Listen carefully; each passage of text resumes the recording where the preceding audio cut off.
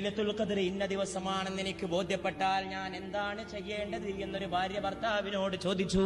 ഭാര്യ സാധാരണ ഭാര്യയല്ല, ആയിഷ ബീവിയാണ്. സിദ്ദീഖിന്റെ ഓമന മകളായ സയ്യിദത്തുന ആയിഷത്തു സിദ്ദീഖ റളിയല്ലാഹു തആല അൻഹ.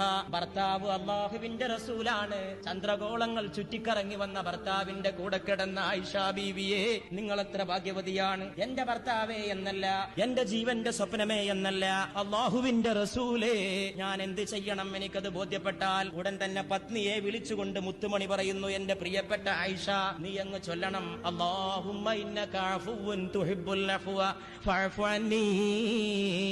അല്ലാഹുവേ, നീ മാപ്പ് ചെയ്തു കൊടുക്കുന്നവനാണ്, നിനക്ക് മാപ്പ് ചെയ്തു കൊടുക്കൽ ഇഷ്ടമുള്ള കാര്യമാണ്, അതുകൊണ്ട് നീ എനിക്ക് മാപ്പ് നൽകണമേ എന്ന് ആയിഷ നീ പ്രാർത്ഥിക്കണമേ എന്റെ ആയിഷ എന്ന് മുഹമ്മദ് മുസ്തഫ സല്ലല്ലാഹു അലൈഹി വഅലിഹി വഅസ്ഹാബിഹി വസല്ലം ഭാര്യക്ക് പോലും പറഞ്ഞു